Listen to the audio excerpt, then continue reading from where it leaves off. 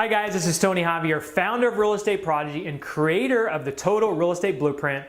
And in this video, I want to show you the 7 keys to hiring great employees.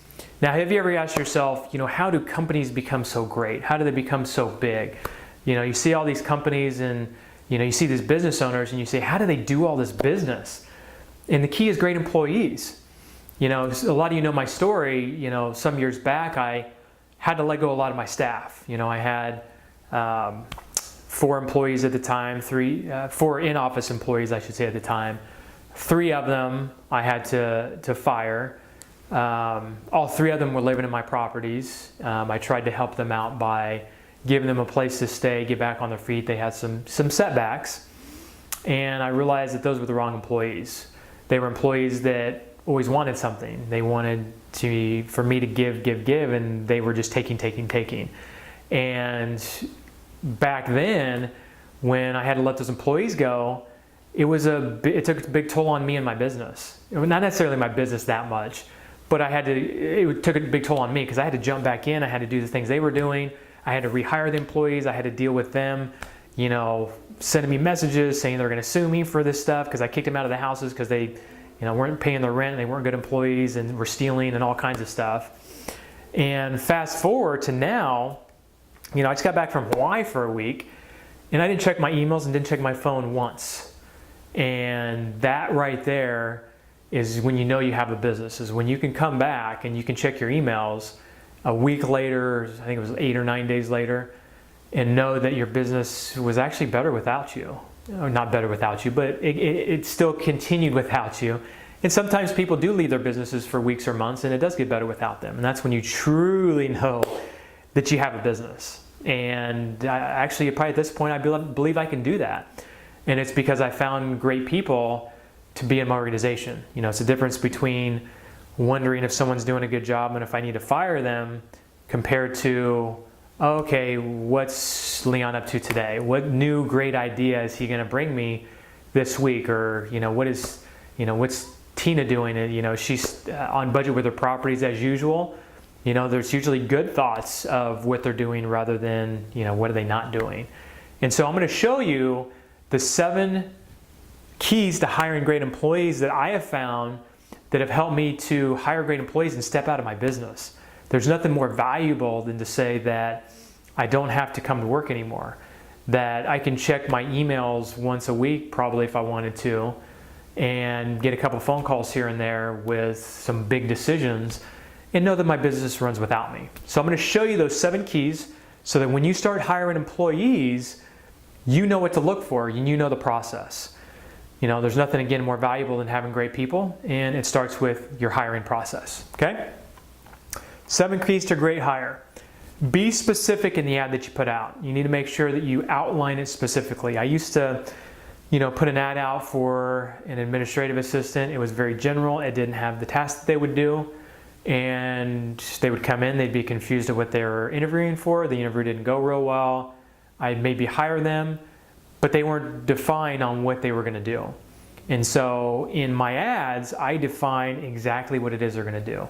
If they're an administrative assistant and they're going to file paperwork, if they're going to run some personal errands for me, I make sure I put it in there, because there's nothing worse than not meeting someone's expectations. And so be very, very specific in your ad on what they're doing, and it'll help weed some people out, because if they don't want to do that and they're not qualified for it, you're going to get less applicants. Have them work for the interview. I have people I put in there, sometimes, usually on the top, I will say, do not respond to this ad unless you read the whole thing and follow the instructions at the end. Then at the end, I tell them, send the resume, send me your 3 references. I hate it when people say references available upon request. Send me your dang references. If you're that good, send me your dang references so I can call them if I want to. And the other thing is that I will have them summarize in 1 paragraph why I should hire them. And you can usually tell a little bit about them by how they answer that. It's not just a formatted resume. It's something they had to put some time and effort into and really think about it. And you know that if they don't follow those instructions right there that they're not the right employee. I get people that just send me resumes and they're not even qualified for the job, or they're in a completely different field. But the ones that actually send me the information, the things that I need, weeds out like 90% of the people that send you resumes that just go through Craigslist and just send out a bunch of crappy resumes, or resumes to people that they have no business sending the resume to. So make them work a little bit, give them instructions in your ad, and also do a minimum of 3 interviews. There's a time where I used to do 1 interview and hire. Every once in a while I'll do 2 interviews and then hire, because I just absolutely know they're the right person. I checked the references, I did all the steps. But usually 3 interviews is where you start really getting to know somebody. And especially when you start bringing additional people in. The first interview you might do yourself. Second interview you might bring in, when I didn't have employees, I brought my mother-in-law, and she interviewed the employee and got an opinion from her on that person. Because you could do an interview, think, oh, this person's great for the job, and someone comes in and goes, what about this? You didn't see this. I really don't think that's going to work out because of this. Maybe they see a little attitude problem in them already. Maybe it's something you didn't see in their job history. Maybe it's a question that they asked them that you didn't think to answer that goes, oh, red flag, this was not the right person. Or the other way around. They're like, man, I used to have an employee like this, same energy, same attitude, same everything else. You need to hire this person. So minimum 3 interviews, and try and bring people in on the interview. Consistent work history. If you're looking for someone on a very low level, if they don't have a lot of work history, you're going to have to go on gut feeling, because if you hire at a lower level, chances are, and when I say lower level, I'm talking about someone that's just a basic administrative person. This is someone that's not going to be a manager. This is someone that's not going to manage a lot of projects, a lot of people. This may be someone that just comes in and files for you, maybe runs errands for you, or something like that. But is there anybody that's going to manage properties for you, manage files for you, manage, talk to people? You want to make sure that they have more of a consistent work history. And when I say consistent work history, if they've been working in the field for 15 years and they've had 15 different jobs, probably not the person I want to hire. I want to hire someone that has at least 2 to 3 years longevity at 1 or 2 places.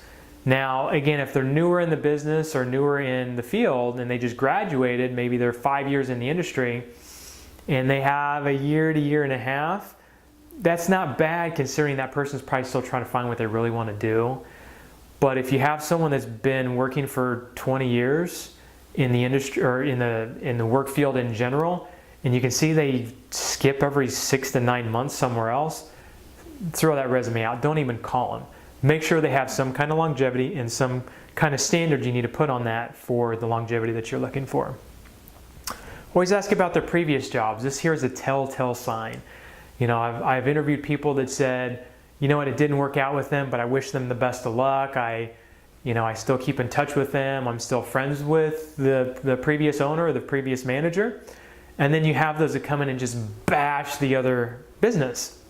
They say, oh man, they're so unorganized, they're this, they're that. And you wonder, what are they going to say about me when they're working for me? Or what if we do let this person go? How are they going to talk about our company? So there's those 2 different types of people. There's the ones that say that company sucked, even if they left on good terms, they may say that. And there's the other person that is respectful of the other company. They don't necessarily have to talk good about the other company, but they shouldn't be bashing their previous employer. And if they are, chances are it's because of something they did wrong. If you're a fan of like Deepak Chopra and some of these people that teach that when someone talks about someone else, they're really talking about themselves. So if they say that person lied, stealed, or cheated, they're really saying that they probably lied, stealed, or cheated, right? So be cautious of that, and make sure that if someone is making the other company look bad or other people look bad and they have that negative energy, I'm done, okay? Check their past employers. Like I said, references. I like to have a couple of personal references and at least 2 or 3 work references. People they've worked with, people they've worked for. The owner of the company is probably the best person to talk to. unless they dealt specifically with just a manager. So make sure you talk to them, because they're going to show you, or they're going to tell you and be pretty honest about what they thought. There's limits to what they can say, but you can tell by their energy and the way they talk about this person if they're good or not. If they're like, oh man, I really miss this person, I wish I had her back, she was awesome, and you get that consistently with the references, you got a good one probably. If you've got people that are like, yeah, she was pretty good, well, you know, she showed up on time, and just kind of vague about it, they're probably hiding something, or maybe that person just wasn't a rock star, which is really what you're looking for. You're looking for someone that can come in and just be a rock star for you and just rock the department that you want them to manage, okay? References, past employers are kind of the same thing, but references kind of go a little bit deeper with possibly some personal references, people that maybe have known the person for 20 years. And you'd be surprised at how honest even personal references are. Even when someone says, yeah, my best friend Joe, why don't you call him? I've known him for 20 years. You can tell on that phone, on one, how good a person they are based on how their friends talking about them. Because I've had people say, have they told you about their drinking problem? You know, or something like that. And it's like, wow, that's their best friend, but they're being honest. You know, a lot of people want to be honest when you talk with them. And the other thing is that if that's their best friend or someone that they say is someone they associate with, and they sound drunk on the phone, which I've had that happen before, they're like, who's this? You know, it may be may just be that one person that was just woke up, maybe they had a birthday the night before, were hungover, something like that, whatever. But when you talk to 3 people and 2 of them you can tell are pretty rough, and one just sounded like they were drunk at 2 o'clock in the afternoon, you know who they're associating with, and chances are they're probably at that level as well, even though you can't see it on the front. So personal references are great to check. And those are the 7 keys to a great hire. All right?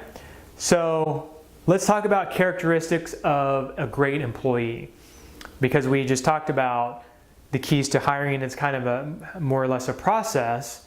And now you want to know what to look for in a great employee, right?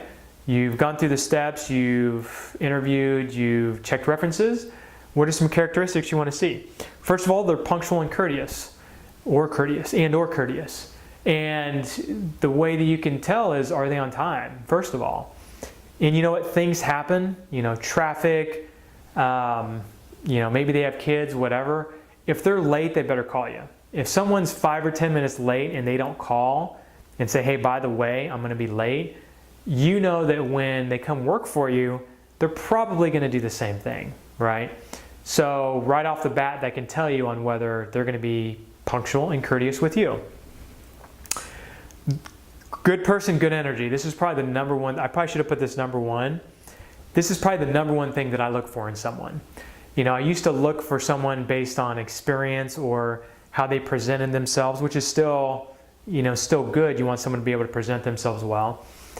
But if someone has a good heart and you can tell they have good energy and you feed off of that energy, you know, have you ever met someone that there's something about him you just didn't like, and you either could tell right away what it was or you couldn't tell? Typically, it's probably their energy. You know, they come in all bad energy with like they've got baggage on, something they're carrying on their shoulders, and it just kind of weighs on you. In fact, I used to have an employee that was like this, and man, I honestly dreaded coming to the office because of what they were going to say.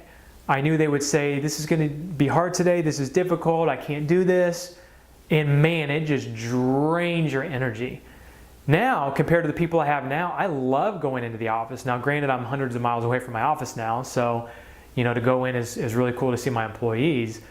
But even if I was there every day, the energy of the employees, I didn't want to leave last time I was there, because I'd go in and they were positive, they were kidding around, they were friendly with each other, they wanted to help each other, they weren't competing each other, they weren't talking behind each other's backs.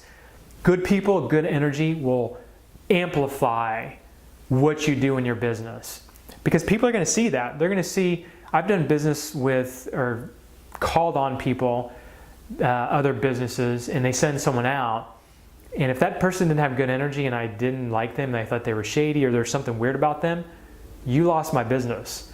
You bring someone out that has good energy, I like them, good to deal with, they're very informative, punctual, all those types of things, I'll probably go with that company, with all other factors, being considered.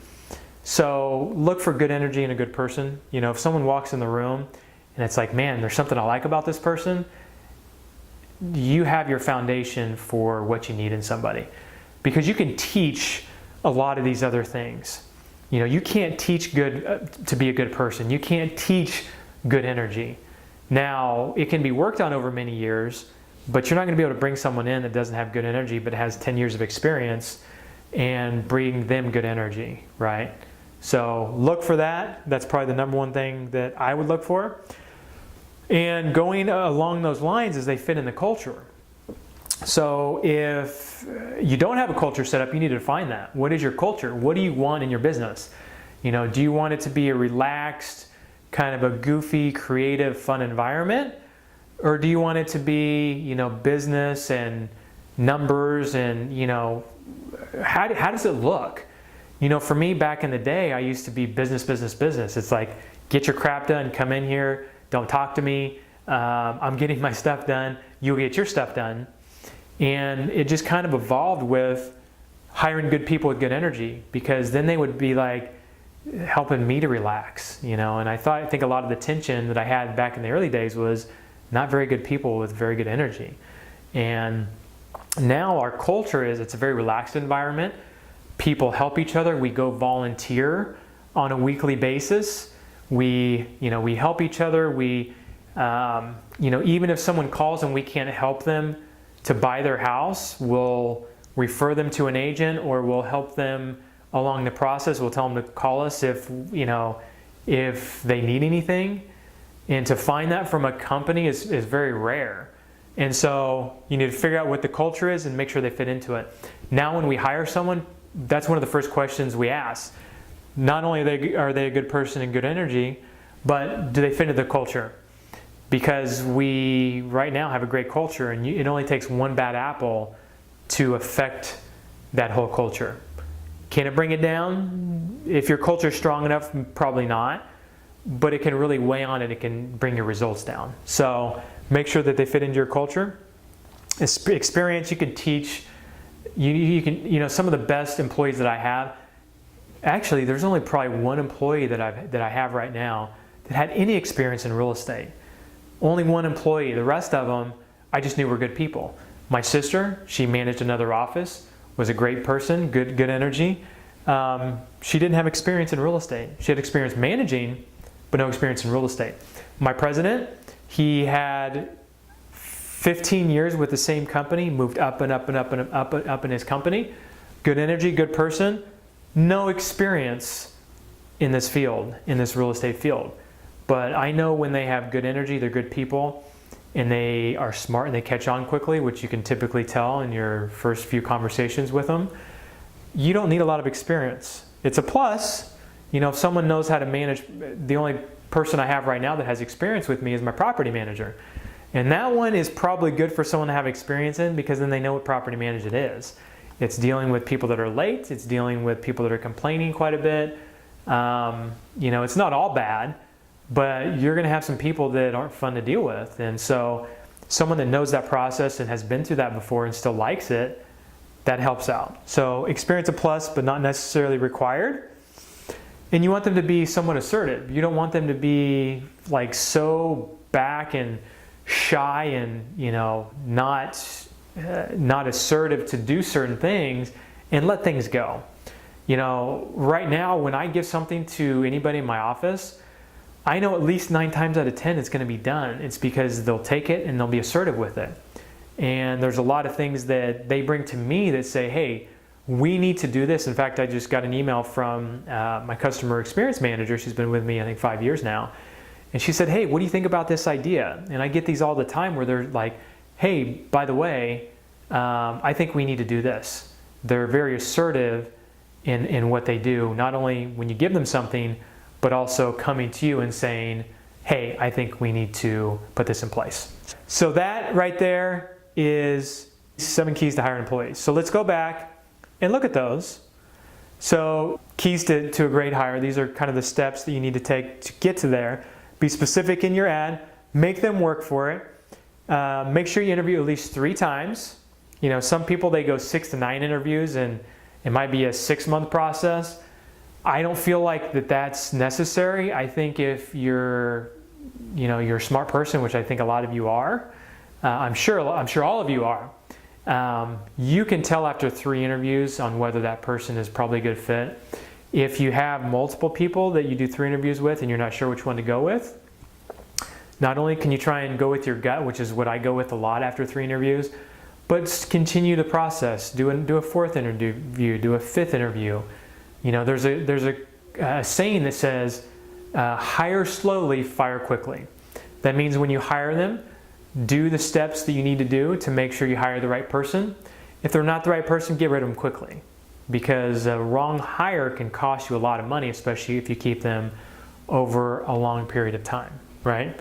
So 3 interviews to me is a good number, gets you a good feel. Consistent work history, make sure that they're not jumping around all the time, because if they're jumping around on other people that they have worked for, chances are they're going to jump around on you, right? Ask about their previous jobs, see what they say about them. If they talk positive about them, you have a positive, good, energetic person. If they're bashing their previous employer, chances are you don't have a good person to deal with. Okay, check past employees and check references. Characteristics of a great employee, we talked about all these.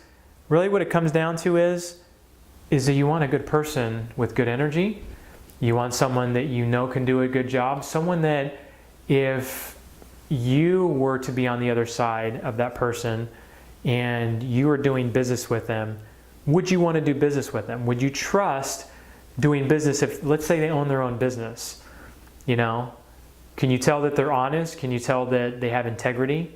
Can you tell that, these are a lot of things that you can tell up front. Now, some people are really deceiving, and you need to look out for those people that if you say that's too good to be true, or they're trying to tell you all the right things. I've had those people before and I've hired them, and I can kind of see past them now. Some of this just takes experience to be able to, go through interviews and be able to see who the right person is.